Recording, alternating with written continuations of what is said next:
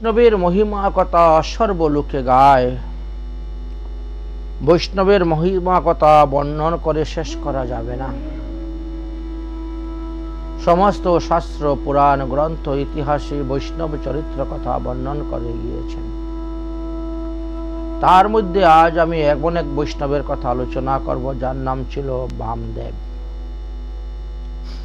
এবং বামদেবের মেয়ের দিকের নাতির নাম ছিল নামদেব। উভয়েরই বড় অপার মহিমা। তো ভক্তমল গ্রন্থেতে এই বামদেব চরিত্র কথা আলোচনা করা আছে। বামদেব নামে সাধু ছিপি কর্ম করি, কাল গুয়াইল করে কৃষ্ণ মনধরি। তিনি সর্বদাই শ্রীকৃষ্ণ ভজন করতেন, কৃষ্ণ নাম করতেন, কৃষ্ণ গুণগান করতেন।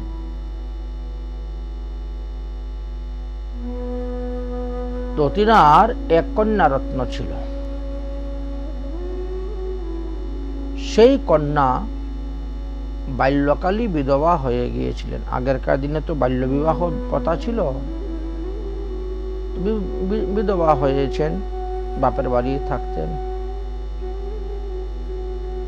আর তিনি তিনার পিতার সঙ্গেই ভগবানের সেবা পূজা করতেন,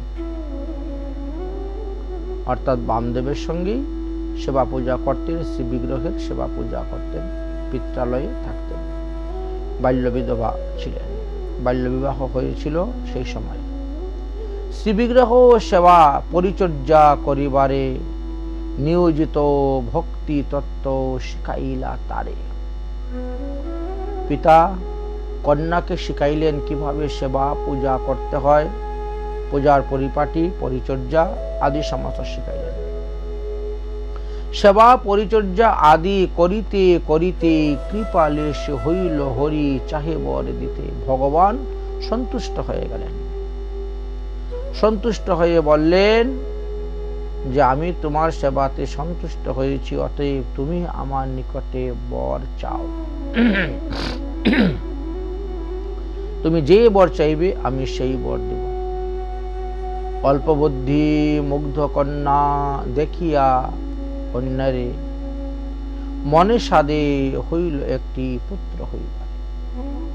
একে তো বয়স অল্প, তার মধ্যে বুদ্ধি অল্প, তাই ভগবানের কাছে প্রেম ভক্তি কোনো কিছু চাইলেন না।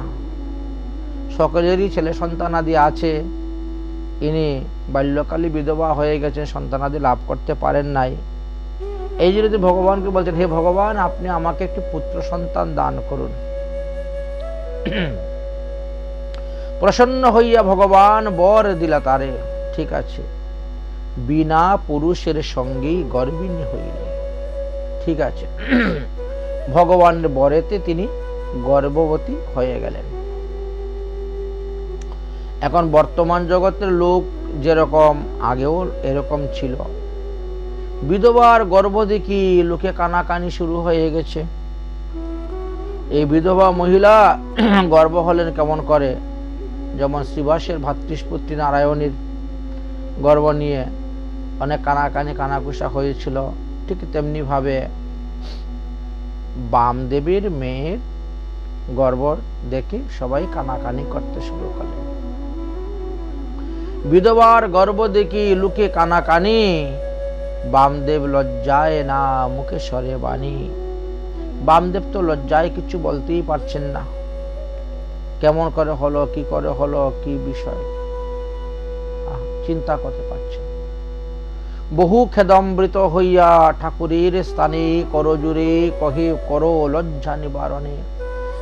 কন্যাকে যখন জিজ্ঞাসা করলেন, কন্যা বলছে, ভগবানের আশীর্বাদে আমার পুত্র সন্তান হয়েছে, আমি কোনো পরক্রিয়া বা কোনো পরপুরুষের কাছে গমন করি নাই।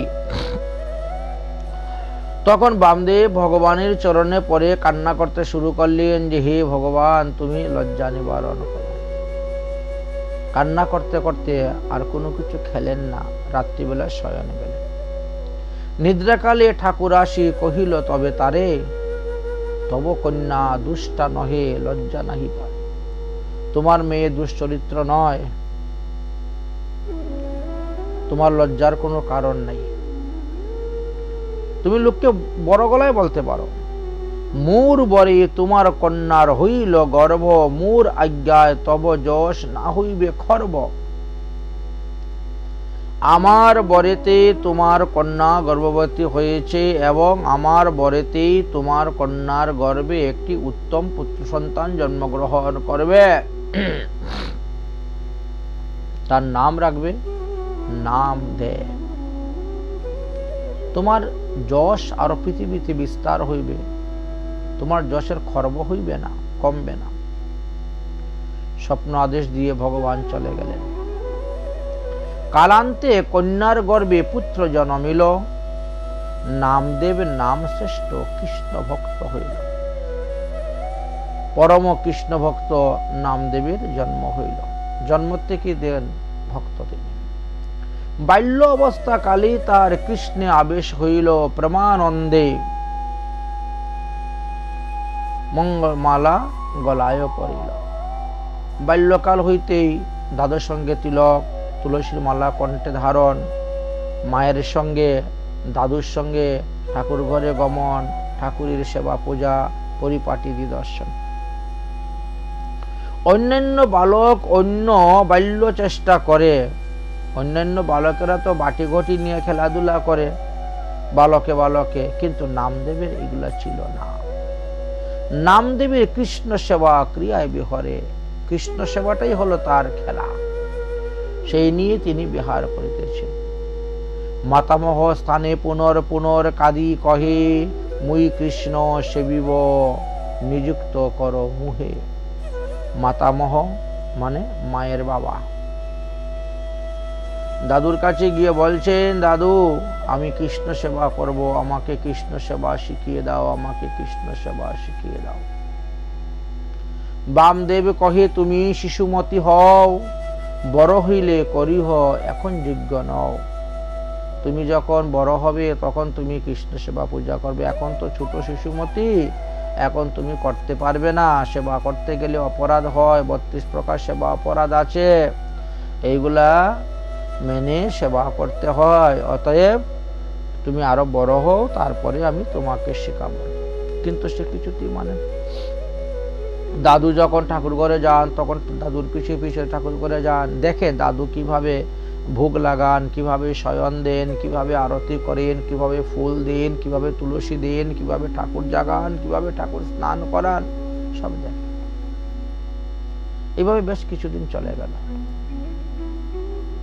নামদেব এখন প্রায় 5 বছরের উপরে বালক হয়ে বড় হয়ে গেছে। একদিন কি হয়েছে, গ্রামান্তরে গেলা কহি শিশু সৌ দহিতে রে, 2-3 দিন মুহি পশ্চাতে আসিবে। এবং বললেন যে একটা বিশেষ কাজে আমি তোমার মাকে নিয়ে যাব, তুমি থাকো, বাড়িতে আরো অন্যান্য লোকজন আছে, তবে ঠাকুর সেবার কাজটা তুমিই করিও। তোমার উপরে ঠাকুর সেবার ভার দিলাম, তুমি তো দেখো প্রতিদিন আমি কিভাবে ঠাকুর সেবা করি, সেইভাবে তুমি ঠাকুর সেবা করো। 2-3 দিন পরে আমি বাড়ি আসব। ঠিক আছে। দাদু তো চলে গেলেন নাতির উপরে ভার দিয়ে। এবার নাতি নামদেব কাজ করতে শুরু করলেন। ঠাকুরের সেবা পূজায় দুগ্ধ খাওয়াইবে।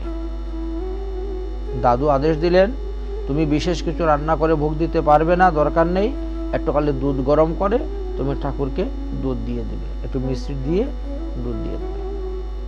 শিশু আনন্দিত মনে সদাচার হইয়া পূজা করে 2 সের দুগ্ধ আনাইয়া। তখনকার দিনে তো শের ব্যবস্থা ছিল, এখন তো কিলো। তো 2 সের দুগ্ধ আনলেন, এনে এটাকে ঘন আবর্তন করে সুন্দর করে কলে মিষ্টি দিয়ে তারপরে এটাকে ঠান্ডা করলেন, তারপরে ভগবানের ভোগ দিলেন। নিজ হস্তে আউটাইতে আনন্দ অপার, নিজ দেহ পরশিলা হইল অন্তর। কি আনন্দ তার মনে, আজকে আমি ভগবানকে ভোগ দিব।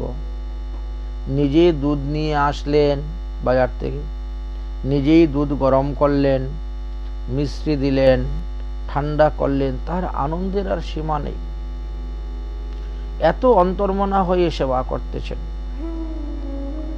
মাতা কহে বাপ দুগ্ধ হইল উতরে, শিশু কহে এত শীঘ্রই আউটাই কি করে। আচ্ছা ঠিক আছে, দুগ্ধ গরম হয়ে গেছে, দুগ্ধ ঠান্ডা হোক, তারপরে ভগবানের ভোগ দিব। মিশ্রির গুড়া দিয়া পবিত্র পাত্রেতে জুড়াইলা আনিয়া ঠাকুরকে খাওয়াইতে। এবার ভগবানকে সেই দুগ্ধ নিবেদন করার মতন হলো। গরম দুগ্ধ তো দিতে নাই, একটু ঠান্ডা করেই দিতে হয়, ঠাকুরের মুখ পুড়ে যাবে, এই জন্য সেবা ভাবটা সেভাবে থাকতে হবে। সন্মুখে রাখিয়া কহে ঠাকুর দুগ্ধ খাও হরি, শ্রীহস্তে তুলিয়া পান কর কৃপা করি। ভগবানের সম্মুখে দুগ্ধের বাটি দিয়ে বলছেন, ভগবান তুমি কৃপা করে স্বহস্তে তুলে এই দুগ্ধ পান করো। ঠাকুর তো খাচ্ছেন না। নামদেব বলছেন, তো তুমি যখন খাবে না তো আমি তোমার বদনে তুলে দিব, নতুবা তুলিয়া মোহিত হরি শ্রী বদনে, তাহলে আমি তোমার শ্রী বদনে তুলে দিচ্ছি, তুমি সেবা গ্রহণ করো। তাও ভগবান করতেছেন না, কিছুই বলতেছেন না। মৃদু হাসি কহে বালক দুগ্ধ নাহি খাও কেন। তখন নামদেব মিষ্টি মিষ্টি হেসে হেসে বলছে, হে ঠাকুর তুমি দুগ্ধ কেন খাচ্ছ না?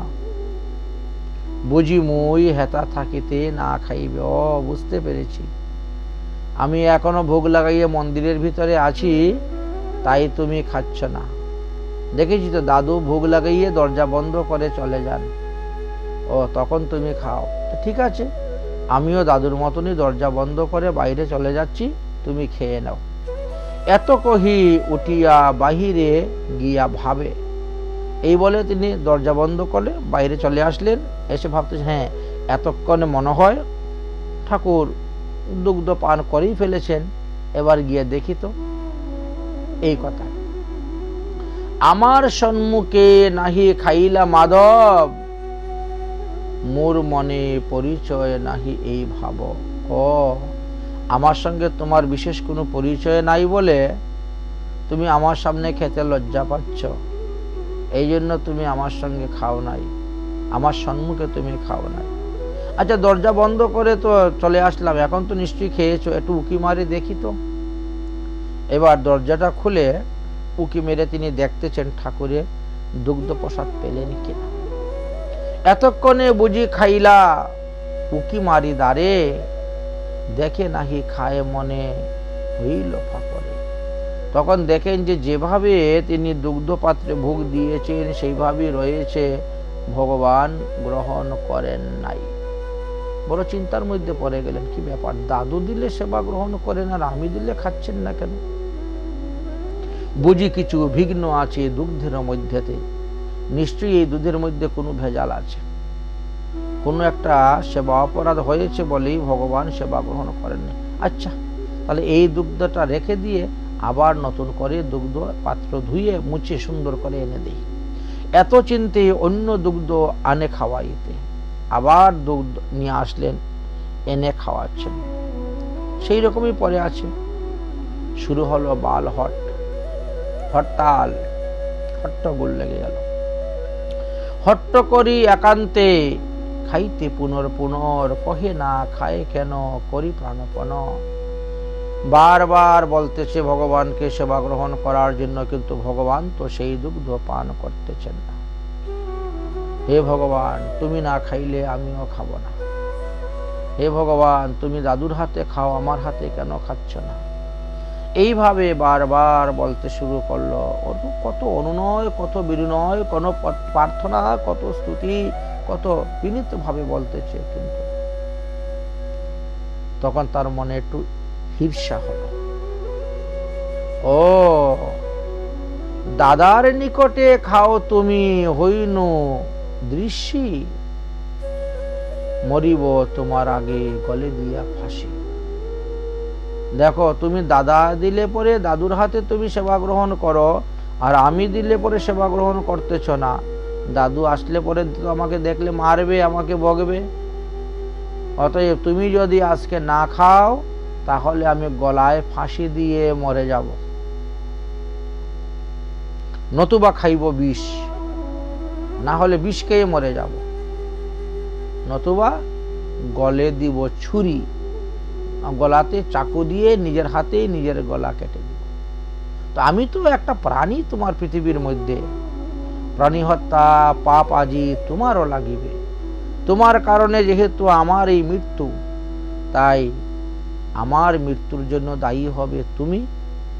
এই আমার মৃত্যু পাপ তোমার গায়ে লাগবে, অতএব তুমি খেয়ে নাও দুধটা।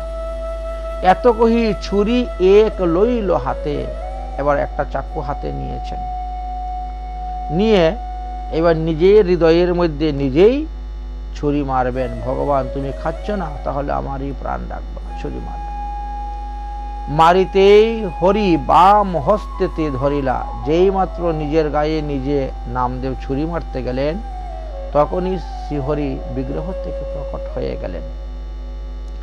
বাম হস্ত দিয়ে নামদেবীর ছুরিটাকে ধরলেন, আর দক্ষিণ হস্তে দুগ্ধ পাত্র উঠাইয়া দুগ্ধ পান করিতে লাগলেন ভগবান। এবার ভগবান দুগ্ধ পান করা শুরু করলেন। বদনে দিলেন মন্দ মধুর হাসিয়া, ভগবান হাসতে হাসতে সেই দুগ্ধ পান করতে শুরু করেছেন। নামদেবী মহানন্দ সাগরে ভাসিলা, আহা, আজ প্রভু সহস্তে আমার দুগ্ধ পান করতেছে, দুগ্ধ পান করতেছে। প্রভু সবগুলো পান করবেন না, একটু রেখে দিবেন দাদুর জন্য, দাদু আসলে পরে পাবেন। অবশিষ্ট কিছু দাদুর লাগিয়া রাখিলা, দাদুর জন্য, কারণ দাদু তো প্রতিদিন তোমার প্রসাদই পান, তার জন্য রাখতাম। এই মতো 2-3 দিন নামদেব করে হে হরির সেবা মনের থেকে। নামদেব এত আনন্দের সহিত, মনের আনন্দে তিনি হরির সেবা করতেছেন। 3 দিন পরে দাদু এসে উপস্থিত। 2-3 দিন বাদে বামদেব আসি বুঝিল সেবার বার্তা, দহিত্রা সন্তুষ্টি। দহিত্রা মানে মেয়ের ঘরের নাতি। তো বলছেন, কিরে নামদেব, ঠাকুরের সেবা পূজাটা কেমন হলো? কোথায় প্রসাদ রেখেছো? দেও একটু প্রসাদ পাই। নামদেব কহে, ঠাকুরকে খাওয়াইয়াছি, হ্যাঁ ঠাকুরকে ভোগ দিয়েছি, ঠাকুর প্রসাদ পেয়েছে, প্রসাদে রাখিয়াছি, ধরা তোমারও লাগিয়া, এবং তোমার জন্য আমি প্রসাদে রেখেছি। পাত্রেতে কিঞ্চিত দুগ্ধ দেখিয়া বামদেব, তুমি দুগ্ধ খাইলে কহে করিয়া আক্ষেপ। ওহো, 3 দিনে 3 দুগুনি 6 লিটার দুধ, আর তুমি পাত্রের মধ্যে এইটুক মাত্র দুধ রেখে দিয়েছ আমার জন্য, আর বাকি দুধ কোথায় গেল? সব তুমি খেয়ে ফেলেছ। বালক কহেন, দাদা তোমারও শপথ, ঠাকুর খাইলা মরে দেহ অপবদ। না না দাদু, আমি তো খাই নাই। কে খেয়েছে? আরে তোমার ঠাকুর খেয়েছেন, তোমার ঠাকুর সব দুধ খেয়ে নিয়েছেন, আমি বলে বলে তোমার জন্য একটু দুধ বাঁচিয়ে রেখেছি। চমৎকৃত হইয়া যে কহে বালকে, কেমতে ঠাকুর খাইলা দেখেও আমাকে। আচ্ছা, ভগবানের সব দুধ খেয়ে নিয়েছেন, তুমি খাও নাই, তাহলে আমাকে দেখাতে হবে ভগবান কিভাবে দুগ্ধ পান করেছেন, দেখি তুমি এখন ভোগ লাগাও তো, আমিও দেখব, দেখাও আমাকে। ভোজন করে হে কোথা কবু না দেখিনু। আমরা তো ভোগ লাগাই, কিন্তু ভগবান যে সহস্তে তুলে ভোজন করেন এটা তো কখনো দেখি না। বিগ্রহ কি হাতে তুলে লুকে দেখাইয়ে, বিগ্রহ কি লুকেশকে দেখাইয়ে হাত দিয়ে তুলে কখনো গ্রহণ করেন? তিনি নয়নের দ্বারা, দৃষ্টির দ্বারা গ্রহণ করিয়া থাকেন। অতএব ভগবানকে ভোগ লাগিয়েছ, ভগবান দৃষ্টির দ্বারা গ্রহণ করেছেন, আর তুমি বাকি দুগ্ধ খেয়ে অল্প দুগ্ধ আমার জন্য রেখেছ। শিশু কহে হেন কেন কহ অনুচিত। তখন নামদেব বলছে, দাদু আপনি এরকম অনুচিত কথাগুলা কেন আমাকে বলতেছেন? আমার সাক্ষাতে তুলি খাইল নীতিনিত। আরে প্রতিদিনই তো ভগবান আমার সাক্ষাতে হাত দিয়ে তুলে দুগ্ধ পান করেন, তাই নাকি? বলে হ্যাঁ। বলে প্রথমে উনি খেতে চায় নাই, তারপরে খেয়েছেন। কেন, কিভাবে কি হলো? তখন নামদেব তিনার দাদু বামদেবের কাছে সমস্ত ঘটনাটা খুলে বলতেছেন। প্রথমে কি মনে ভাবি না খাইলা হরি, মরিব কহিনু মুই লইয়া কাটারি, তবে মোর হাতে ধরি হাসিতে হাসিতে, দুগ্ধপান কইল মোর আনন্দিত চিতে। সমস্ত ঘটনাটা খুলে বললেন। এই ঘটনা ভগবানের সঙ্গে আমার হয়েছে, যার ফলে ভগবান আমার হস্তের দুগ্ধ পান করেছেন। আচ্ছা, বামদেব কহে মোরে দেখাইতে পারো? ঠিক আছে, তোমার কথা আমি তখনই বিশ্বাস করব যদি তুমি আমাকে দেখাইতে পারো। তুমি ভোগ লাগাও, আমি দেখব ভগবান কিভাবে তোমার হস্তে সেবা গ্রহণ করেন, ভগবান কিভাবে তিনার নিজ হস্তে দুগ্ধ বাটি তুলে পান করেন দেখব। শিশু বললে, দেখাইব হিতে কি সন্দেহ করো? আরে বাবা, 3 দিন ধরে আমার হাতে খাচ্ছেন ভগবান, আর আজকে খাবেন না? আজকেও তিনি আমার হাতেই সেবা গ্রহণ করবেন, দেখাইব। তবে তো তোমার সন্দেহ দূর হবে। ঠিক আছে, তোমার সন্দেহ আমি গুছাইব, আমি দেখাইব।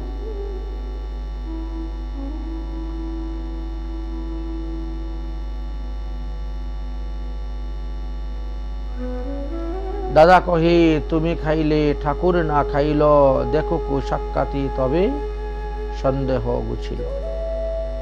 আমার সম্মুখে যদি তুমি দেখাইতে পারো তবে আমার সন্দেহ গুছিল।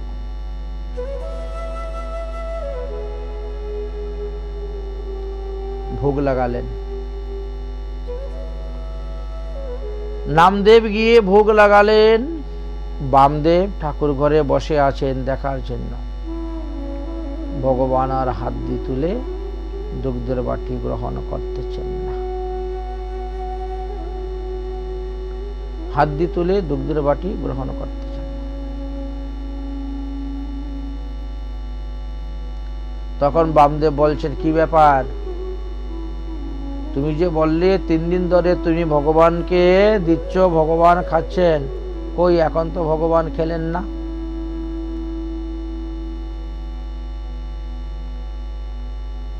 তার মানে তুমি খেয়েছ।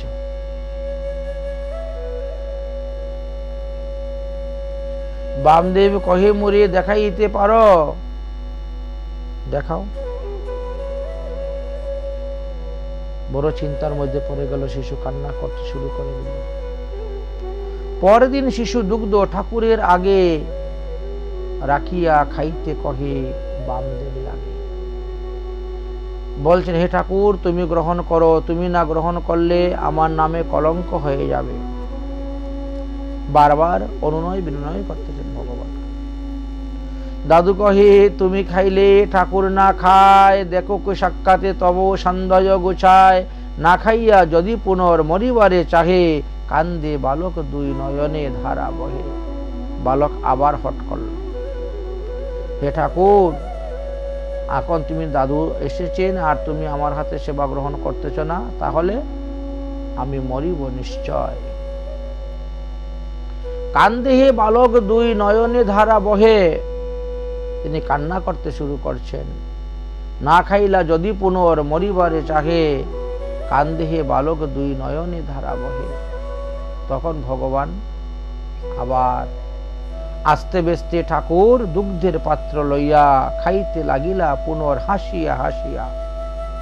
এবার নামদেব বামদেব দুজনই দর্শন হইল। দর্শনতে বামদেব যে আক্ষেপ আছিল, নামদেব সুসঙ্গে তাহা পূর্ণ হইল।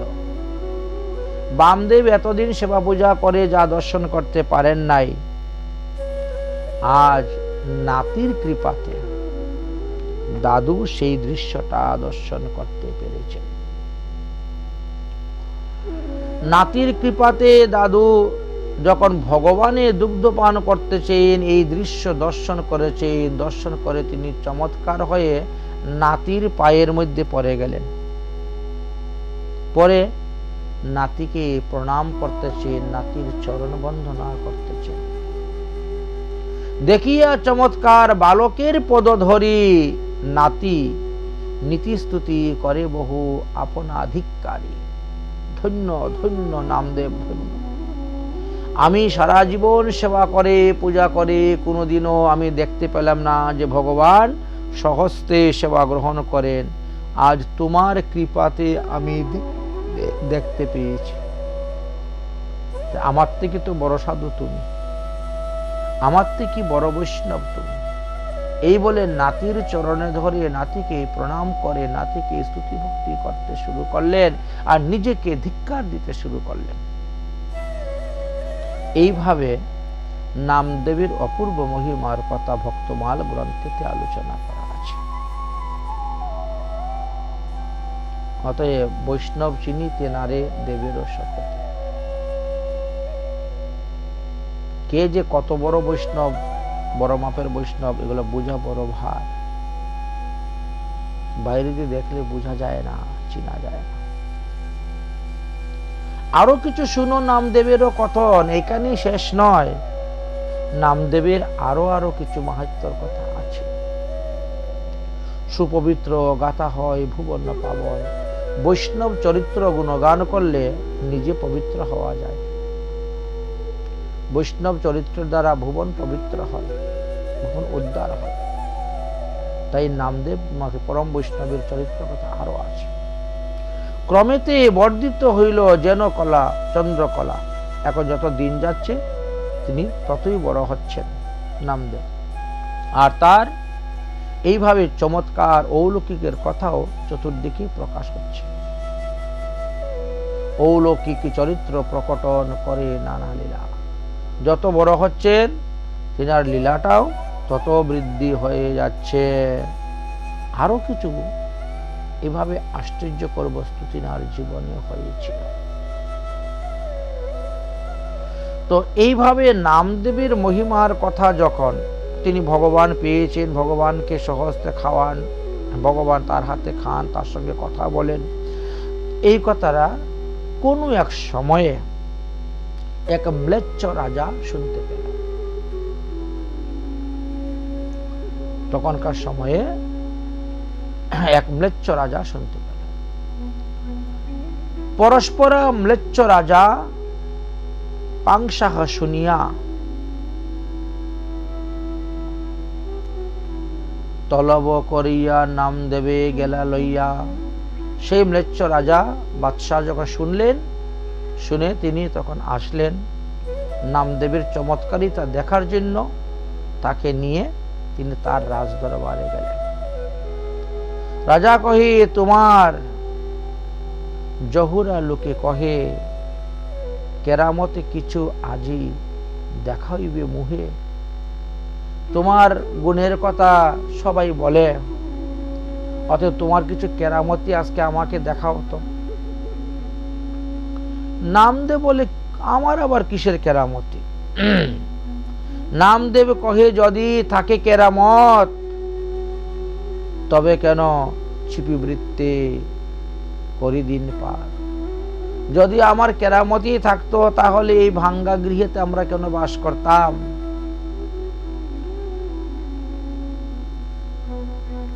ঘরে ছল নেই, চাল নেই, দেখেন না? যদি কেরামতি থাকতো তাহলে তো বড় বড় দালান গোটা অট্টালিকাই বানাতাম। যত্ন করি রাজা বহু বর্ণনা মানিলা। বন্দিশালায় তবে কয়েদ রাখিলা। নিয়ে গেলেন। আচ্ছা ঠিক আছে, তোমার যে লোকে যে বলে তোমার কেরামতির করা, তাহলে ওইগুলা কিছু মিথ্যা? অবশ্যই মিথ্যা নয়। আমি তোমার কেরামতি কিছু দেখার জন্য এসেছি। চলো তুমি আমার রাজ্যে, তোমাকে তুমি আমার কেরামতি দেখাবে। নিয়ে গেলেন রাজা রাজবাড়িতে। 2-4 দিন পুনরায় রাজা কহে, তাবৎ রাজার মতে সাধুবর্গ রহে। কিন্তু নামদেব বলছেন, তোমার রাজবাড়িতে তো কোনো সাধু নাই, তো আমি ওখানে যাব কেন, থাকবো কেন? তুমি তো ম্লেচ্ছ অধিপতি। তুমি বললেন, আমি আমার বাড়িতে নাই, কিন্তু আমি যে রাজ্যের রাজা, আমার রাজ্যতে তো আছে, আমার গ্রামেতে তো আছে, অতএব সেখানেই তোমাকে থাকার ব্যবস্থা করে দিব, তুমি চলো। তাবৎ রাজার মতে সাধুবর্গ নহে। দেখো, তুমি তো নিজেও সাধু নয়, আর তুমি সাধুর মহিমা কি জানবে? কৃষ্ণ ভক্ত আপন মহিমা প্রকাশ কদাচনা করে মাত্র দৈন্যময় ভাস। যিনি প্রকৃত কৃষ্ণ ভক্ত, তিনি কখনো নিজের মহিমা নিজে প্রকাশ করেন না, নিজের প্রশংসা নিজে কখনো করেন না। সবসময় তিনি দৈন্য ভাব দেখান, দৈন্য ভাবেই কথা বলেন। তো রাজা বলছেন যে না, আজকে চলুন আপনি আমার এখানে, আপনার চরণধুলি আমার এখানে পড়বে। এবার ম্লেচ্ছ রাজা নামদেবকে নিয়ে রওনা হয়েছে, তার রাজবাড়ির দিকে যাবে।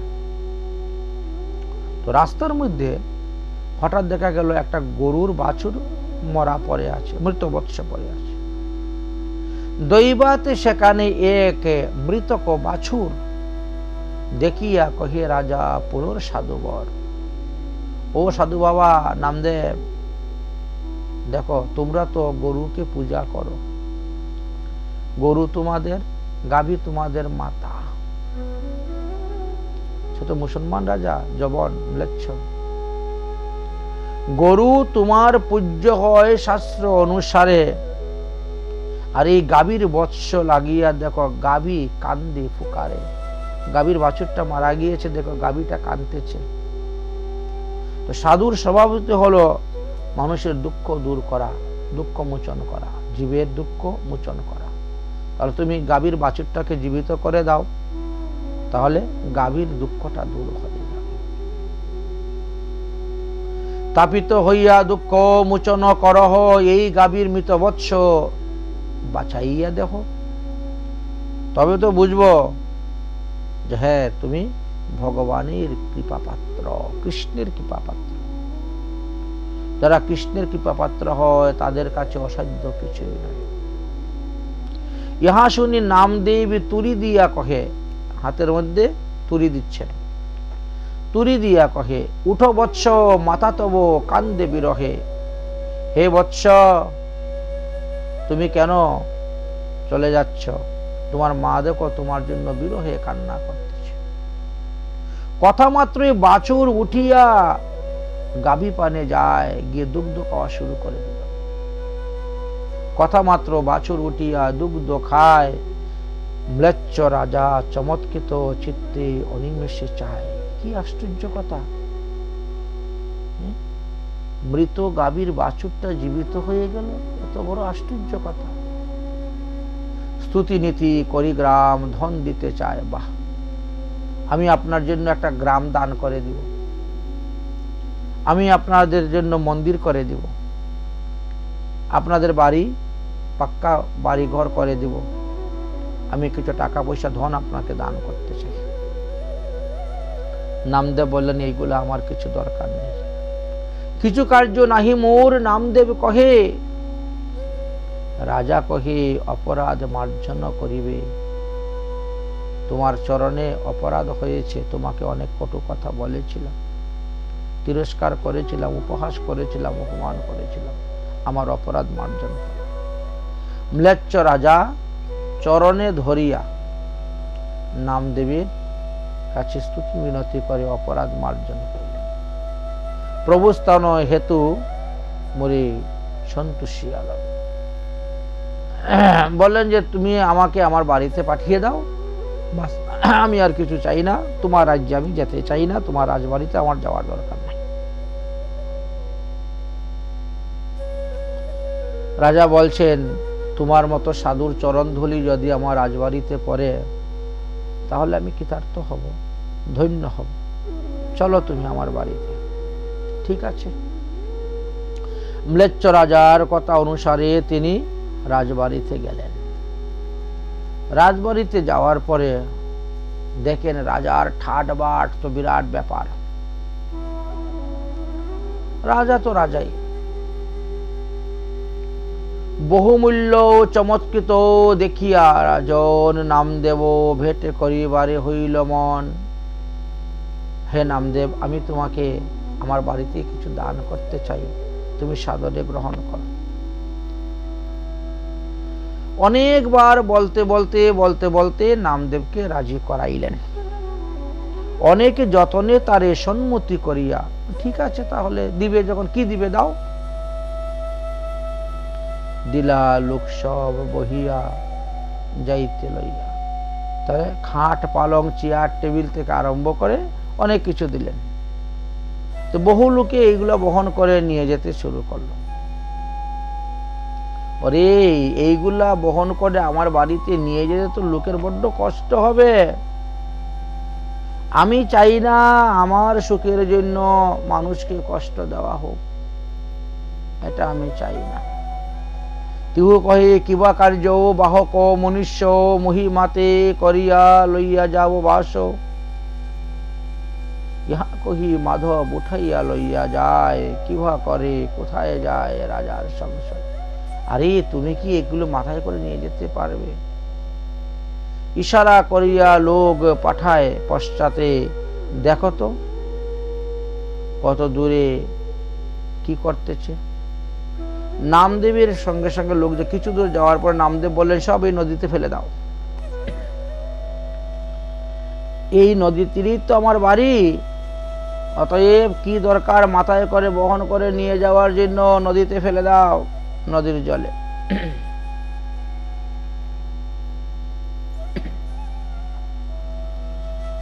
টান মারি ফেলাইল চলে সাধু বরে।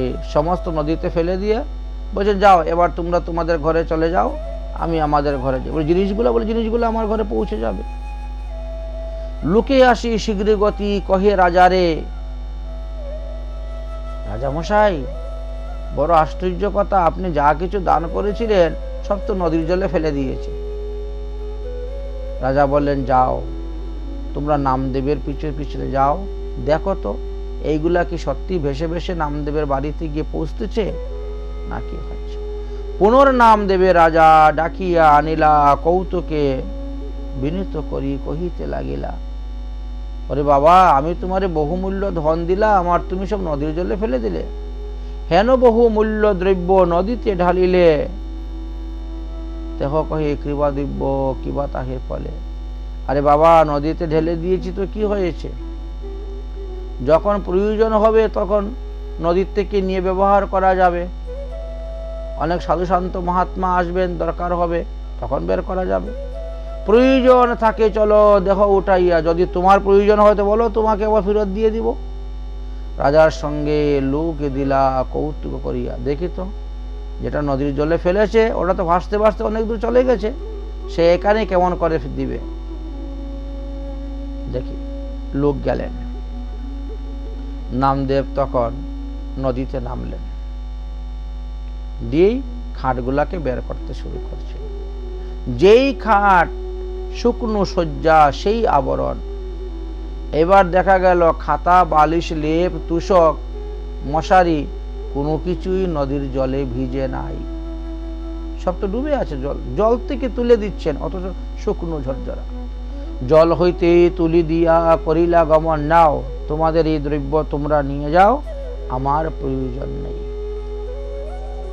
সবে চমৎকারী হইল নাশ্বরে হে বাণী। এরপরে আর নামদেবের উপরে কিছু বলার মতন তাদের আর মুখে বাণী রইল না। আরো কিছু শুনো তার অপূর্ব কাহিনী। এখানেই নামদেবের মহিমা শেষ নয়, আরো নামদেবের মহিমা আছে। এইভাবে নামদেব যত বড় হচ্ছেন ততই তার মহিমা চতুর্দিকে প্রকাশ হচ্ছে। একবার এক গ্রামের বণিক, তিনি ওই সোনারু স্বর্ণের কাজ করেন। তো গ্রাম হইতে গ্রামান্তরে তিনি স্বর্ণ বিক্রি করে ঘুরে বেড়ান। তো নামদেবের কথা যখন শুনলেন, শোনার পরে তিনি চিন্তা করলেন তাহলে নামদেবকে আমি কিছু সোনা রূপা দান করব, কারণ উত্তম পাত্রেতে দান করা ভালো। এই শুনলেন। গ্রামের এক বণিকে তুলাদান কর্ম করি, রজত কাঞ্চন দিলা সুপাত্র বিচারী, সুজন সুপাত্র সাধু জানি নাম দেবে, দান দিবার হিতু বলাহিলেন তারে তবে। হে নামদেব, তুমি আসো আমার বাড়িতে, আমি তোমাকে একটু সোনারূপা দান করব। তিনি বলছেন আমার সোনারূপার দরকার নেই, কিন্তু তারপরেও বারবার আহ্বান করতেছেন। বারবার আহ্বান কহে নাহি যায়, বহু যত্নে গেলা সাধু তারিতে তাহার। বারবার বলার পরে নামদেব গেলেন, কারণ সাধুর স্বভাব হলো তারিতে পামর। এর তো বড় অহংকার হয়েছে, আমাকে সোনারূপা দান করবে, আমার ঠাকুরের সেবার জন্য সোনারূপা দান করবে। যাই, তারিতে পামর। এই জন্য বারবার অনুরোধ করা সত্ত্বে পরে তার বাড়িতে গেলেন। বহু যত্নে গেলা সাধু তরিতে তাহায়, তারিতে তাহাকে উদ্ধার করার জন্য গেলেন, বাস্তবে সোনারূপা আনার জন্য নয়।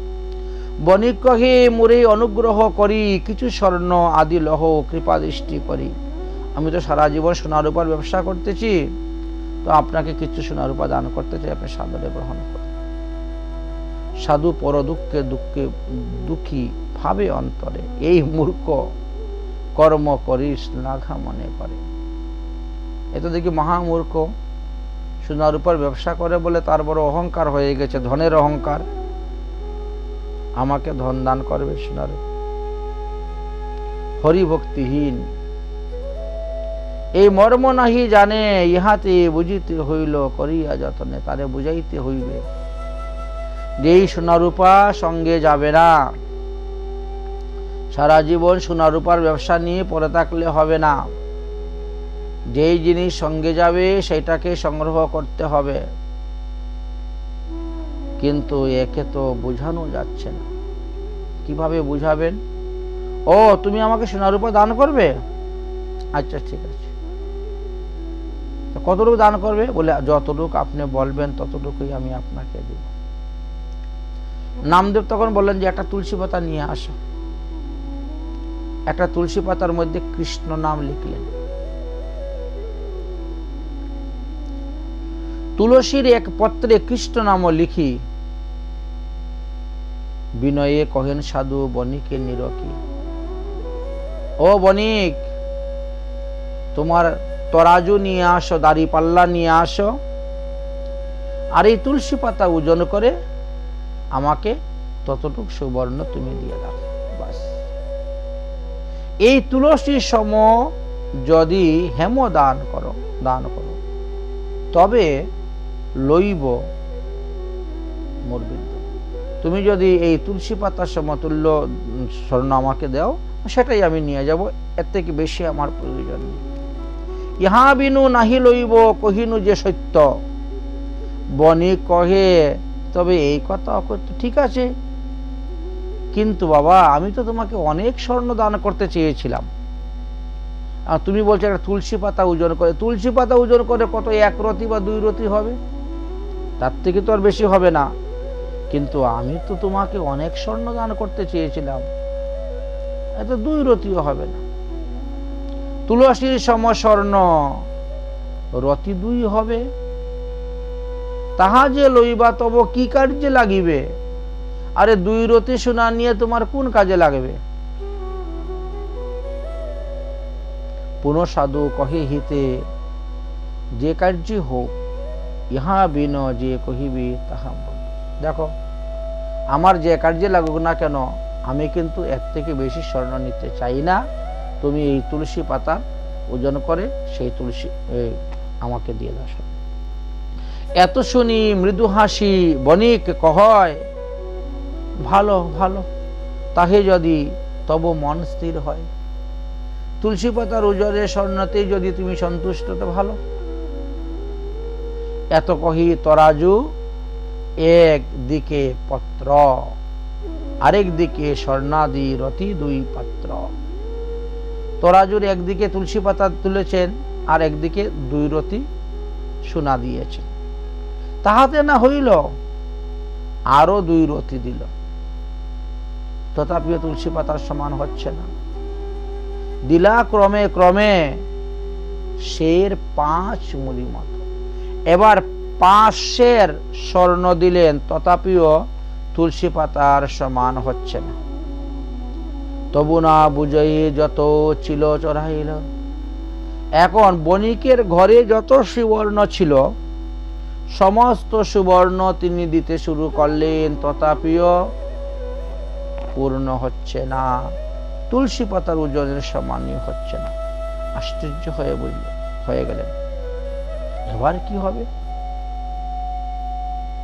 ভাবে বণিক মহি প্রতিশ্রুতি কইলা, না পুরিয়া দিলে মোর অধোগতি হইয়া। আমি তো প্রতিশ্রুতি দিয়েছি, হ্যাঁ তুলসী পাতার ওজনের সমান তোমাকে দিব, কিন্তু এখন যদি দিতে না পারি, প্রতিশ্রুতি ভঙ্গর হেতু আমার অধোগতি হবে, নরকে যেতে হবে। তাহলে কি করা যায়? স্ত্রীগণের আভূষণ খুলে আনো। তবে ওনার পরিবারের যারা ছিল সবাইকে বললেন, তোমরা তোমাদের আভূষণ খুলে দাও, আমার ঘরে যা সুবর্ণ ছিল সব তো দিয়ে দিয়েছি, তথাপিও তুলসী পাতা সমান হচ্ছে। সবাই দিলেন, তাহাতেও নহে। এবার কি করা যায়? এখন আশেপাশের পড়োশীদের কাছে গেলেন, ওগো তোমাদের ঘরে যার যার ঘরে যত সুবর্ণ আছে আমাকে দাও, পরে আমি তোমাদেরকে দিয়ে দিব। আমি নামদেবের কাছে প্রতিজ্ঞা করেছি, তুলসী পাতার ওজনে স্বর্ণ আমি দান করব, কিন্তু পারতেছি না। কি যে আশ্চর্য, ভাবতে পারছি, বড় চমৎকার লাগতেছে। আশেপাশের বাড়ির থেকে পড়োশীর থেকেও অলঙ্কার মাগিয়া আনে, কর্জা বিধানে কর্জা করিয়া আনলেন কর্জা হিসাবে। তাতে নাহি না পড়িল, তবে ক্ষান্ত হইয়া কহেন সাধু স্থানে বিনয় করিয়া, বাবা আমি বুঝতে পারলাম না তোমার মহিমা কি, আমি বুঝতে পারলাম না তোমার চমৎকারিতা কি। এত এত সুবর্ণ দেওয়া সত্ত্বেও একটি তুলসী পাতার সমান হচ্ছে না কেন? ইহার কারণটা কি বুঝতে পারছি না। পুরাইতে না পারেনি তুলসীর সম, ইহার কারণ কি না বুঝিলাম মর্ম। আমি তোমার মহিমা বুঝতে পারলাম না, এর মর্ম বুঝতে পারলাম না।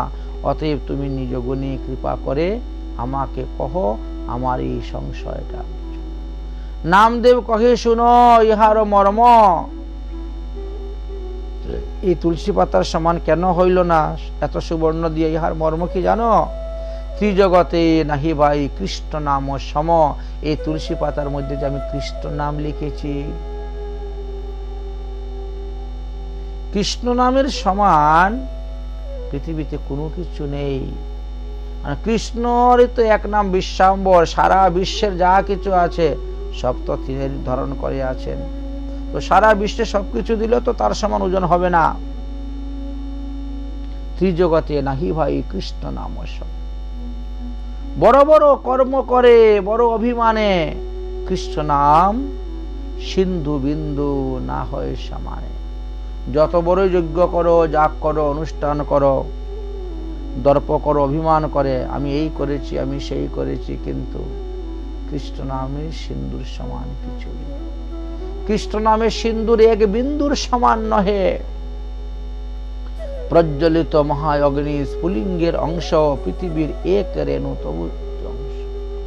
ভগবান তো সাক্ষাৎ অগ্নি স্বরূপ, আর আমরা তো একটা স্ফুলিঙ্গের অংশ স্বরূপ। আমরা কি তার সঙ্গে তুলনা করতে পারি? পৃথিবীর এক রেণু, তার শত অংশ, তার কোটি কোটি অংশ, তার তুল্য নহে। কৃষ্ণ নাম আগে ধর্ম বেদ যত কহে, কৃষ্ণ নামের সমান কোনো কিছুই নেই। এটাই বুঝাচ্ছেন ভগবান। অতএব তুমি তো বুঝতে পারছ না বণিক, এবার কি বুঝতে পারলে? কৃষ্ণ নামের আগে আর কিছুই নয়। কৃষ্ণ ভক্তি বিনে আর যত দেখো ধর্ম সকলই অনর্থ মাত্র, শ্রুতি বেদের মর্ম। কৃষ্ণ ভক্তি বিহীন আর যত প্রকার ধর্ম দেখতেছ, এই ধর্ম সব অনর্থ। এগুলা উপধর্ম বলে জানবেন, অনর্থ মাত্র, শ্রুতি বেদে করেছে। তাই ভক্তির ফল দিতে নারে সংসার না যায়, পুনর তাপত্রয়ে যন্ত্রণা ভোজয়। যদি কৃষ্ণ ভক্তি লাভ করতে না পারো, তাহলে সংসার বন্ধন থেকে মুক্ত হইতে পারবে না, 84 লক্ষ যোনি থেকে মুক্ত হইতে পারবে না। বারবার তোমাকে জন্মগ্রহণ করতে হবে, মরতে হবে। হরিভক্তি না জন্মায় সেই ধর্ম ব্যর্থ।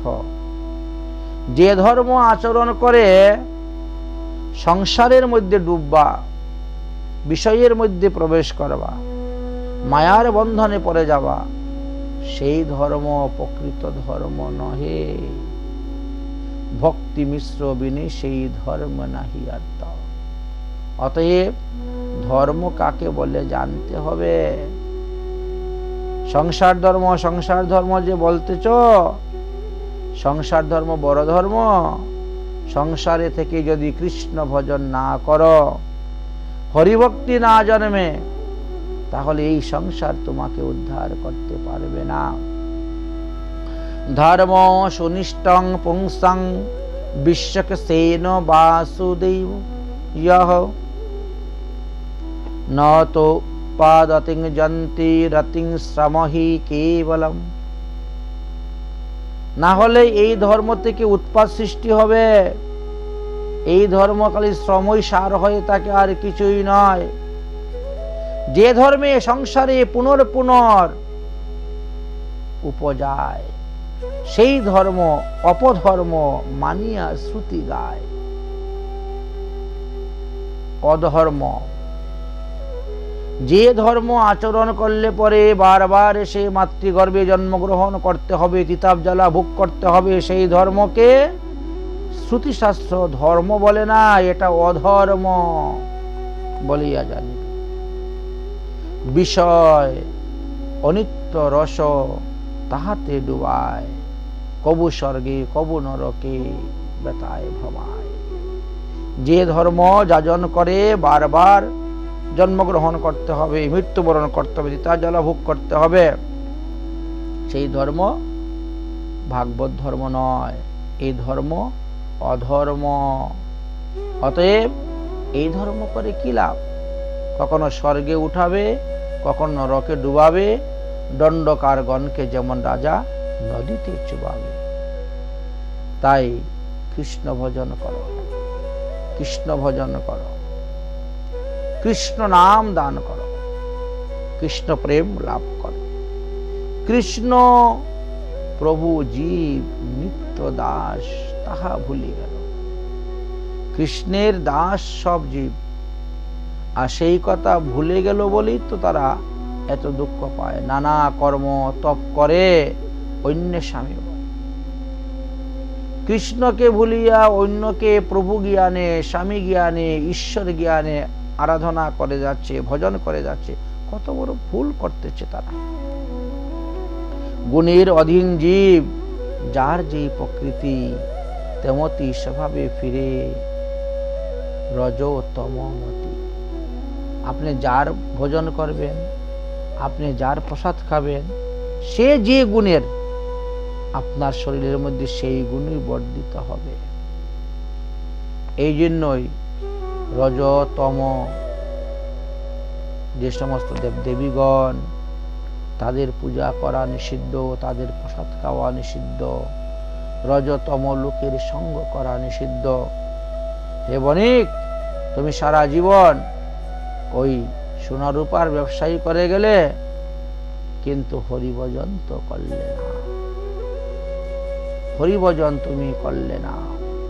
বহুভাগ্যে যদি হয় সাধুর সঙ্গতি, বুঝিবে যথার্থ তবে গুছিবে দুর্গতি। তুমি সংসারে লোকের সঙ্গ করতেছ, কিন্তু সাধু সঙ্গ করো নাই। সাধু সঙ্গ যদি করতে তাহলে বুঝতে পারতে এখনো সময় আছে। অতএব তুমি সাধু সঙ্গ করো, তবে তোমার দুর্গতি বুঝবে। কৃষ্ণের অতি মতি হয়, ডর যাবে ক্ষয়, ধন্য ধন্য করে লোকে যেন পিতৃ চায়। তাই তুমি যদি কৃষ্ণ ভক্তি হতে পারো, কৃষ্ণ ভক্ত হতে পারলে তোমার আর কোনো জমের ভয় নাই, আর কোনো নরকের ভয় নাই। তোমার পিতৃপুরুষগণ যদি কেউ তারা তাদের কর্ম অনুসারে নরকে পড়ে থাকে, তোমার কারণে তারা উদ্ধার হয়ে যাবে। তোমার পরিচয়ে তোমার পিতৃ পরিচয়ের যশ প্রতিষ্ঠা বাড়বে। অতএব কৃষ্ণ ভক্ত সর্বগুণালয় হয়, দেব পূজনীয়, সর্বলোক পাবন, সর্বমন রমণীয়। অতএব সর্বধর্ম দূরে পরিতেজি, ভজবাই কৃষ্ণ পদ পদ্ম একান্ত মাঝে। দেবদেবীর পূজা করে মান যশ প্রতিষ্ঠা বাড়ি গাড়ি পাবেন, কিন্তু আত্মকল্যাণ হবে না, জন্ম মৃত্যুর হাত থেকে রক্ষা পাবেন না। মুক্তি তো একমাত্র ভক্তিতে, কৃষ্ণ ভক্তিতে আছে, আর অন্য কোথাও নাই। অতএব এই সোনা রূপার চেইন গলার মধ্যে না দিয়ে তুলসীর মালা গলায় দাও। হে বণিক, সমস্ত শরীর তো সোনায় লেপে আছো, হাতের 4টা আঙ্গুলের মধ্যে 4টা আংটি পরে আছো, গলাতে সোনার চেইন দিচ্ছ, এতে কি হবে? হরিনাম হার করি গলায় পরহ, যদি পড়তে হয় তুলসী মালা গলায় ধারণ করো। হরে কৃষ্ণ মহামন্ত্র পাতামালা গলায় ধারণ করো, তবে তোমার কল্যাণ হবে। আনো বলো গন্ডগোল সদুরি তেজহ, আর সবই গন্ডগোল। অতএব হরি ভজন করো, কৃষ্ণ ভজন করো, সাধু হও, সাধু সঙ্গ করো। 5 মন সোনা দিয়া বিমান নহিলা, 5 মান কিভা তথা ব্রহ্মাণ্ড ছড়াইলা। আপনি 5 মন সোনা দিলেও তো এই তুলসী পাতার কৃষ্ণের নামের সমান হতে পারবে না। তাই এমনকি ব্রহ্মাণ্ড সবকিছু দিলেও সমান হবে না।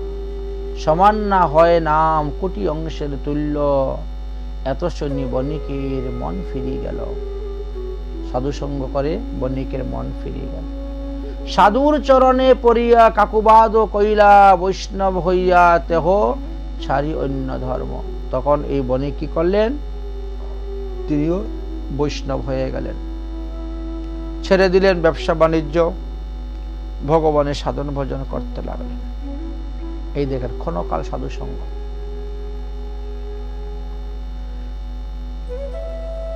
ক্ষণমাত্র সাধু সঙ্গের দেখহ মর্ম, আরো শুনো অপূর্ব সুরগণার কথা।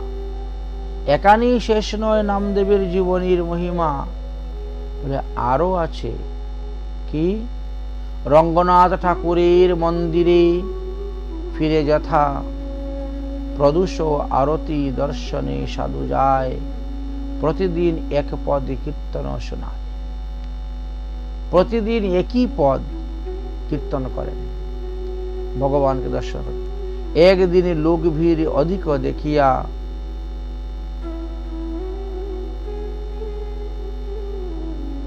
জুতা জড়ি কোমরে বাঁধিলা বস্ত্র দিয়া। একবার রঙ্গনাথজি ঠাকুরের মন্দিরে প্রচন্ড লোকের ভিড়। তো নামদেব প্রতিদিনই যেতেন মঙ্গল আরতি দর্শন করার জন্য, আর একই পদ প্রতিদিন কীর্তন করতেন, ঠাকুরকে শোনাইতেন।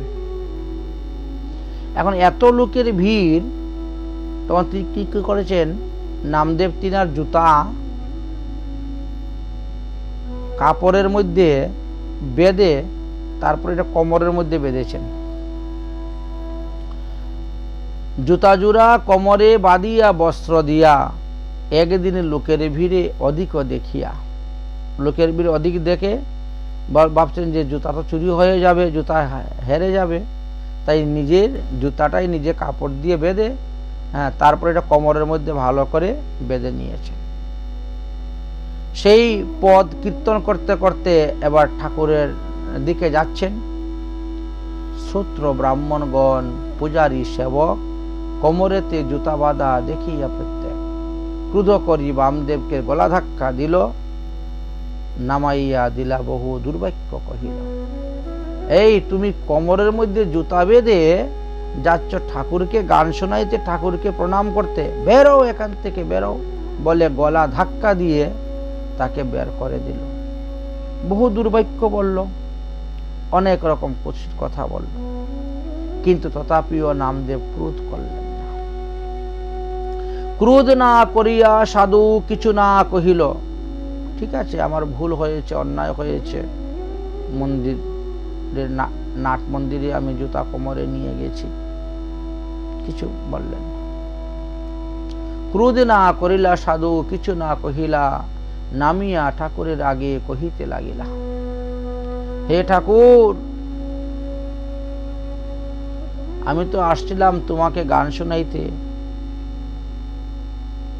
কিন্তু তোমার সেবকগণ আমারে মারিল, আমারে সে করিল, সে ভালোই করেছে, আমাকে মেরেছে। তবে আসছি যখন থেকে কিছু গান শোনাই যাই, এইখান থেকেই আমি গান শোনাইব, কিন্তু এখানে তো আমাকে বসতে দিবে না। যাই তাহলে আমি ঠাকুরের মন্দিরের পিছনে বসেই গান করি। গান কিছু শুনি মৌর চিত্ত করো আলো, হে ভগবান, তুমি আমার মুখে কিছু গান শুনো, শুনিয়ে আমার হৃদয়টাকে ভালো করে দাও, আলোকিত করে দাও। ইহা কহি মন্দিরের পশ্চাতে যাইয়া হাঁটু গাড়ি পদ ধরি গান ধরিলা, একেবারে মন্দিরের পিছনে গিয়ে বসে আরম্ভ করছেন ঠাকুরের মহিমাযুক্ত গান করা। ঠাকুর মন্দির সহ ফিরিলা সেই দিকে, নামদেবে বসে গুণগান করে যেই দিকে। নামদেব যেই দিকে বসে কীর্তন করতেছেন, ঠাকুরের মহিমা গুণগান করতেছেন, ঠাকুরের মন্দির সহ ঠাকুর সেই দিকে ফিরে গেল। এ তো বড় আশ্চর্য কথা। আইলা যতক লোক পূজারী সহিত আশ্চর্য হেরিয়া, কহি চমৎকৃত, এ কি আশ্চর্য কথা। ঠাকুর ঘর সহ সমস্ত মন্দির কেমন করে ঘুরে গেল। ভক্ত অনুরোধ ফিরে জানিয়া পূজারী পড়িল কাতরে নামদেবের পদ ধরি, হে নামদেব, অপরাধ হয়েছে, ক্ষমা করো। অপরাধ কইন বহু, ধাক্কা মুক্কি দিনু, আমরা তোমাকে গলা ধাক্কা দিয়ে বের করে দিয়েছিলাম, আমাদের অপরাধ হয়েছে, ক্ষমা করো। তোমার প্রভাব হেন আগে না জানিনু, আমরা তো কেউ জানতাম না তোমারই প্রভাব, তুমি তো আমাদের এখানে দক্ষিণ ভারতে প্রথম এসেছ এই রঙ্গনাথজি মন্দিরে, আমরা তো জানি না তুমি যে ঠাকুরের এত বড়। এর দ্বারা আমরা কি শিক্ষা পেলাম? বৈষ্ণবের দোষ দেখতে নাই, বৈষ্ণবের ক্রিয়া মুদ্রা বোঝা বড় ভালো। তেজিয়াসাং ন দোষায়, যার তেজ আছে সে যদি কিছু অনিয়ম অবিধিপূর্বক কোনো কিছু করেও ফেলে, তথাপিও সেটা দোষবহ হয় না। আমাদের দৃষ্টিতে দোষবহ, কিন্তু তিনার ক্ষেত্রে ঠিকই আছে। অপরাধ কইন মুহু, ধাক্কা মুক্কি দিয়া তোমার প্রসাদ হইন হো, আগে না জানিন বহু স্তুতি নীতি করে সেবক করিয়া ঠাকুর স্থানে পরিহার জানাইলা। তখন ঠাকুর, হে ভগবান, অপরাধ ক্ষমা করো, তোমার ভক্তকে আমরা দুঃখ। অতএব ভক্ত বৎসল হয়ে শ্রীহরি অদ্যপিও সেই মন্দিরে আছেন ফিরি। এখন পর্যন্ত মন্দিরটা সেইভাবেই ফিরে আছে, তার প্রমাণ স্বরূপ দেখাইবার জন্য। এমনই সেই নামদেবের মহিমা। আরো এক চমৎকার কিঞ্চিত আবাস কহি যে শুনো সবে করিয়া বিশ্বাস। এখানে নামদেবের চরিত্র কথা শেষ নয়, আরো একটি চরিত্র কথা আছে, বিশ্বাস করিয়া শ্রবণ কর। একাদশী ব্রতনিষ্ঠা সাধু নিরন্তর না খায়, না খাওয়ায়, না খাও এই কথা বলে কাউকে, না করে খাইবার, নিজেও খায় না, অন্য কাউকে খেতে দেয় না, অন্য কাউকে খাও এই কথাও বলেন না নামদেব। এক একাদশী দিনে ছলিয়া শ্রীহরি, সাধু গৃহে আইলা বৃদ্ধ বিপ্ররূপ ধরি। এই নামদেবকে পরীক্ষা করিবার জন্য একদিন ভগবান শ্রীহরি এক বৃদ্ধ ব্রাহ্মণের বেশ ধারণ করে এসে উপস্থিত হয়েছে সেবার একাদশী দিবসে, ব্রতের দিবসে। এসে বড় করজুড়ে নামদেবকে বলতেছেন, বড় ক্ষুধা পাইয়াছে, খাইবারে চাহি, আমাকে কিছু খেতে দাও, বড্ড ক্ষুধায় আমি কষ্ট পাচ্ছি, আমাকে খেতে দাও। নামদেব বলছে আজকে একাদশী, আজ খেতে দিব না। অদ্য একাদশী হয়, নামদেব কহেন আজকে একাদশী দিন, খেতে নাই, উপবাস থাকো। বিপ্র কহে তোর কি, তা মুই অন্ন খাইব। নামদেব কহে মুই দিতে তো নারিব। ব্রাহ্মণ বলছে এই বালক, তাতে তোমার কি হয়েছে, অন্ন তো আমি খাইব, তুমি একটু রান্না করে আমাকে অন্ন দাও, পাপ লাগলে আমার লাগবে, নরকে গেলে আমি যাব, তুমি তো আমাকে একটু রান্না করে দাও, আমি একটু খাই, না খেলে মরে যাব। নামদেব কহে মুহি দিতে নারিব, আজকে একাদশী দিন, কাউকে অন্ন রান্না করে দিতে নাই, অন্যকে অন্ন খাও এই কথা বলতে নাই। আজি মোর গৃহে রহ, কাইল খাওয়াইব, চৈব্য চেষ্য লেচ্ছ পেয় যতে মাঙ্গিব। আজকে তুমি থাকো আমার সঙ্গে একাদশী, আগামী করল আমি তোমাকে খেতে দিব। চৈব্য চুষ্য লেচ্ছ পেয় যা চাইবে তাই রান্না করে ভগবানের ভোগ দিয়ে তোমাকে খেতে দিব।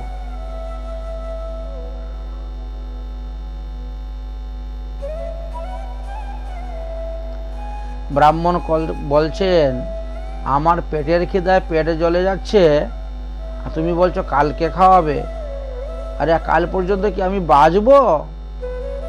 আমার তো মনে হচ্ছে আজকে খাবার না পাইলে মরে যাব। তথাচ ব্রাহ্মণ চাহে দু নয়না ঝুকরে, মরিল ব্রাহ্মণ পদ পাশরিয়া। এবার বামদেব বলছে না, তুমি মরে গেলেও তোমাকে খেতে দিব না, আজকে একাদশী দিন, তুমি যদি মরেও যাও না খেয়ে তাতে আমার দুঃখ নেই, কিন্তু একাদশী দিনে কোনো অবস্থাতেই অন্নদান করা যাবে না, তোমারে খেতে দিব না। ভগবান তখন ভঙ্গি করলেন কি, 2-4 ঘন্টা তার সঙ্গে কথাবার্তা বলতে বলতে বলতে বলতে হঠাৎ করে পড়ে গেছেন, পরেই তিনি মারা গেলেন। মরিল ব্রাহ্মণ পদ পসারিয়া, পরে একেবারে শ্বাস পড়ে গেলেন, মারা গেলেন। আশপাশের লোক সব নামদেবকে আসিয়া বলে, কি কার্য করিলে ওহে ব্রাহ্মণ বদিলে? আহারে, অরে নামদেব তুমি একই করলে, তুমি ব্রহ্মহত্যা পাপ তোমার লেগেছে। একজন বৃদ্ধ ব্রাহ্মণ ক্ষুধায় কাতর এসেছে, তাকে তুমি খেতে দিলে না, আর সে না খেয়ে মারা গেল। এই নি তোমার সাধুত্ব, এই নি তোমার বৈষ্ণবত্ব।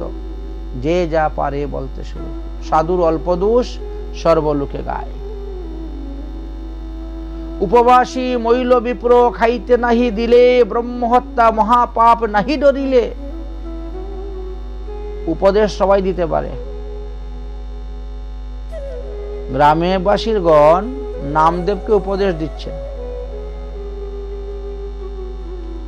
উপবাসী থাকিয়া ব্রাহ্মণ মারা গেল, তারে এক মুষ্টি ভাত খেতে দিলে না, এই ব্রহ্মহত্যা মহাপাপটা তুই ডরলি না, তোর কাছে একাদশীটাই বড়।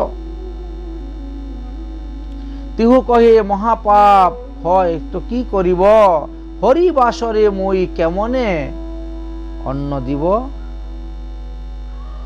যদি আমার ব্রহ্মহত্যা পাপ হয়তো হোক, কি আর করব, কিন্তু তথাপিও একাদশী দিবসে কখনো অন্ন দিতে পারবো না, একাদশীর মান লঙ্ঘন করতে পারবো না। হরিবাসরকে আমি কেমনে লঙ্ঘন করব? মরিল ব্রাহ্মণ বরং আমিও মরিব। ব্রাহ্মণ যখন মারা গেছে তো আমিও মরে যাই। একাদশী লঙ্ঘন অপরাধে না বাঁচিব। যদি ব্রহ্ম হত্যা পাপ আমার হয়ে যায়, হোক, ব্রাহ্মণ যখন মরছে ব্রাহ্মণের সঙ্গে আমিও মরব। কিভাবে মরবি? চিতা জ্বালাবো, চিতা জ্বালাবো, ব্রাহ্মণকে চিতার উপরে তুলব, তারপরে আমিও সপ্তপ্রদক্ষিণ করে ওই চিতার অগ্নিতে প্রবেশ করব। শেষ একবারে। এত কহি কাষ্ঠ আনি চিতা সাজাইলা, শব সহ উঠিয়া সেই চিতায় পড়িলা। অগ্নিতে যাহাতে শব হাসিয়া উঠয়, মরা বাঁচে দেখি লোকে চমৎকার হয়। যখন নামদেব অগ্নিতে প্রবেশ করলেন তখন ভগবান নামদেবকে সহ ধরে একেবারে গৌর মেরে মাটিতে পড়ে গেলেন। আশেপাশের লোক সব অবাক হয়ে গেল, চমৎকার হয়ে গেল, একই। কিন্তু বললেন না। গোপনে কহিনে নামদেব ভক্ত স্থানে, ছলিতে আইন মই না হই ব্রাহ্মণে। অন্য লোকে দেখলো না, বুঝতে পারলো না। অথচ ভগবান শ্রীহরি নামদেবকে বলতেছেন, অরে নামদেব, আমি তোমাকে পরীক্ষা করার জন্য বৃদ্ধ ব্রাহ্মণের বেশ ধারণ করে এসেছিলাম। বাস্তবে আমি বৃদ্ধ ব্রাহ্মণ নয়, এই দেখো আমি শ্রীহরি। একাদশী নিষ্ঠা, একাদশী ব্রতনিষ্ঠা তোমার পরীক্ষিতে, তব প্রভু হই মুই আইনু পরীক্ষিতে। তোমাকে পরীক্ষা করার জন্য আমি এসেছি, আমি হলাম তোমার সেই প্রভু। দেখো দেখো, আমাকে তুমি ভালো করে দেখো। সাধু ইহা শুনি চমৎকারী। বাহ, ধন্য ধন্য। ভগবানকে প্রণাম করছেন। ভগবান চলে গেলেন। গ্রামবাসীগণ তখন চমৎকারী হয়ে গেলেন। অন্যান্য সাধুরা, ব্রাহ্মণরা বলছে, একই চমৎকার। তখন নামদেবের পায়ে ধরে ক্ষমা চাচ্ছে। উপবাসী কালিয়া, ভগবান বলছেন আমি চলে যাব। বলে না, উপবাসী কালিয়াচ চলো মোর ঘরে, ঘরে আনি নানা মতো ভোজন করে। অহি বিপ্ররূপধারী ভগবান, জগতের লোক সবাই তো দেখতেছে তুমি ব্রাহ্মণ বিপ্র, আর আমি দেখতেছি তুমি ভগবান। অতএব চলো, কালকে তো তুমি উপবাস ছিলে আমার গৃহেতে, আজকে তোমাকে 24 লক্ষ পেয় খাওয়াবো। ভগবানকে নিয়ে আসলেন, গৃহেতে বসাইলেন, রন্ধন করলেন, তারপরে ভগবানকে সহস্তে ভোজন দিয়ে খাওয়াইলেন। ঘরে আনি নানা মতো ভোজন করাইলেন। নাচে খেয়ে আনন্দে সাধু পুলকিত হইয়া।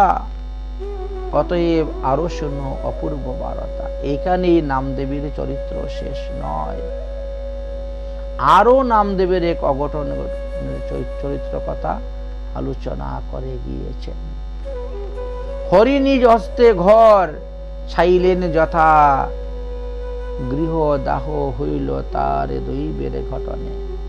একবার নামদেবের গৃহেতে আগুন লেগে গেছিল, সমস্ত ঘর পুড়ে ছাই হয়ে গেছিল। গৃহের দ্রব্য যা ছিল বাহিরে নিয়ে আসলেন। সাধু পুনরায় তাহা অগ্নির মধ্যে ডালে। আশেপাশের লোক সবাই আসেন, দৌড়ে দৌড়ে এসে, আরে আরে আগুন লেগে গেছে, আগুন লেগে গেছে, ঘর থেকে এটা বের করো সেটা বের করো, যে যা পারে টেনে টেনে বের করতে শুরু করেছেন। নামদেবের ঘরে আগুন লেগেছে। নামদেব বলছে, কেন তোমরা এইসব টেনে বের করতেছো ঘর থেকে, দেও এগুলা অগ্নির মধ্যে দাও। নামদেব আবার সেগুলা আগুনের মধ্যে ফেলে দিচ্ছে, অগ্নির মধ্যে ঢাল। অগ্নি নিবাইতে সব লোক ব্যস্ত, জ্বলানো জ্বলানো। না না না, খবরদার আগুন নিবাবেন না। জ্বলছে জ্বলো, যজ্ঞ হচ্ছে, সব পুরো ভস্ম হয়ে যাক, অসুবিধা নেই। অগ্নি নিবাইতে সব লোকরে মানা করেন, খবরদার তোমরা কেউ আগুন নিবাইবার চেষ্টা করিও না। আরে তুমি কি পাগল হয়েছ? ঘর পুড়ে যাচ্ছে, দরজা পুড়ে যাচ্ছে, সমস্ত জিনিসপত্র পুড়ে যাচ্ছে। বলে পুড়ুক না, যা হচ্ছে সব প্রভুর ইচ্ছায় হচ্ছে। প্রভুর ইচ্ছায় অগ্নি ঘর পুরিতেছে, কৌতুক দেখিয়া তার আনন্দ হইতেছে। নামদেব বিন্দুমাত্র দুঃখ করতেছেন না, তিনার ঘরে আগুন লাগতেছে। লোককে বলতেছেন তোমরা জিনিসপত্র কিছু বের করতে যাইও না, বা আগুন বুঝাতেও তোমরা যাইও না। সব যা হচ্ছে প্রভুর ইচ্ছাতে হচ্ছে। প্রভু আমার গৃহে আগুন লাগিয়েছেন, পুড়াচ্ছেন, পুরুক। প্রভুর ইচ্ছায় অগ্নি ঘর পুরিতেছে, কৌতুকে দেখিয়ে তাহা আনন্দ হইতেছে। না নিবাইও অগ্নি, প্রভুর সুখ ভগ্ন হইবে। ভগবানের সুখে বিঘ্ন করতে নাই। ভগবান যা করেন ভালোর জন্য করেন, মঙ্গলের জন্য করেন। অতএব ভগবান অগ্নিকে দিয়ে আমার গৃহের সব কিছুকে পুরাচ্ছেন, এতে ভগবানের সুখ হচ্ছে। তোমরা জল দিয়ে নিবাইতে যাইও না, কোনো দ্রব্য ঘর থেকে বের করিও না, নালে আমার প্রভুর সুখ ভগ্ন হইবে। পুনরূপী দেহ ঘর বানাইয়া দিবে। ভগবানই আমার ঘর পুরাবেন, আবার তিনি আবার নতুন করে আমাকে ঘর বানিয়ে দিবেন। এতে কো চরিত্র হরি ভক্তের দেখিয়া, নিবাইল ছলে অগ্নি আপনি আসিয়া। তখন অগ্নি নিজে নিজে শান্ত হয়ে গেলেন। ভগবান তাকে পরীক্ষা করলেন, তার পরিচালনা করে আসলেন ভগবান অগ্নি নিবাই। সাধু কহি পুরাইয়া স্বয়ং নিভাইলা, এই কৌতুকে কিবা গুণ কিবা সুখ পাইলা। হে ভগবান, তুমি আমার ঘর দরজা পুরাইলে, তুমি আবার আগুনটা নিভাইয়া দিলে। আচ্ছা, এতে তুমি কি সুখ পাইলে সেটা তো আমি জানি না। যদি তুমি কৃপা করে বলতে, তাহলে আমি খুব সুখী হতাম, খুশি হতাম। কি সুখ পাইলাম? যে করিলে ভালো হইল, এখানে আমার উপায় করিয়া দেহ মাথা রাখিবার। হে ভগবান, যা হইবার তো হয়ে গেছে, ভালোই হয়েছে, এখন তো মাথাটা রাখার মতো একটা স্থান করার দরকার। তখন স্বয়ং ভগবান এসে প্রকট হয়ে গেল। প্রভু কহে পুনর্বানাইয়া দিব ঘর। তবু কহে না করিলে কে বানাবে? আর ঠিক তো, তুমি যদি ঠাকুর ঘর বানিয়ে না দেও, তাহলে কে বানিয়ে? এত কহি নিজ হস্তে ঘর বান্ধে হরি, যুগাইয়া দে সাধু কাষ্ঠ খড় দরি। ভগবান তার চাল ছেয়ে দিচ্ছেন, আর সে ছন, বাঁশ, কাঠ, খড়, দড়ি দিচ্ছে। ছাপ্পর ছাইয়া হরি অতি মনোহর, ধরো তুলি দেহ সাধু হরে বল। এইভাবে ঘর তৈরি করে দিলেন। ঐশ্বর্য ভকত সাধু হিষ্ট নিষ্ঠময়, হরি সর্ব বার্তা কারণ নিষ্ঠ হয়। লোকে কহে নামদেবের যে ঘর ছাইলা, কি সুন্দর ছান হইল, কবু না দেখি না। লোকে তো বুঝতে পারছে না। লোকে বলছে, নামদেব তুমি এমন কারিগর কোথা থেকে আনলে, এত সুন্দর করে তোমার ঘরটা তৈরি করে দিল, ছাইনি করে দিল। ছাওয়া চাল তার ঘর। কথা শুনি, সেই ব্যক্তিকে আমাদেরকে দাও, আমরাও তাকে দিয়ে ঘর ছাওয়াবো। বলে এ কি আর সম্ভব তোমাদের? যাই হোক, সাধু কহে তার ঘর যদ্যপি জানিবে, দেখিতে তাহারে যদি চলো ছাওয়াইবে। আরে যার ঘর তিনি ঘর ছেয়ে দিয়েছেন, তাকে তো দেখা এত সহজ নয়। সাধু সঙ্গ করো, তবে তাকে দেখতে পাবা। সাধু সঙ্গ করো করো স্মরণ মনন, তার জন্মে ভক্তি করো শ্রবণ কীর্তন। বিশেষ বুঝিয়া লোক হরি ভক্তি হয়, হেনু সাধু সঙ্গে কিবা অলভ্য আচয়। সাধু সঙ্গের দ্বারা দুর্লভ বস্তুও সুলভ হয়ে যায়, অলভ্য বস্তু কোনো কিছু নয়। অতএব নাম দেবে সাধুর প্রসঙ্গ, ভক্ত সঙ্গে করিহ। ভক্ত সঙ্গী যদি শ্রবণ করা যায়, তাহলে জমযাতনা দূর হয়ে যায়। কিঞ্চিত আবাস মাত্র কহিও তার মহিমা, ব্রহ্মা আদি দেব গায় নাহি পায় সীমা। বৈষ্ণব চরিত্র ব্রহ্মা আদি দেবতারাও সীমা পাচ্ছে। সেই প্রভু সেই বিপ্র ভক্তের সহিত সেবাযোগ্য হইলে চাহি কৃষ্ণদাস চিত্ত।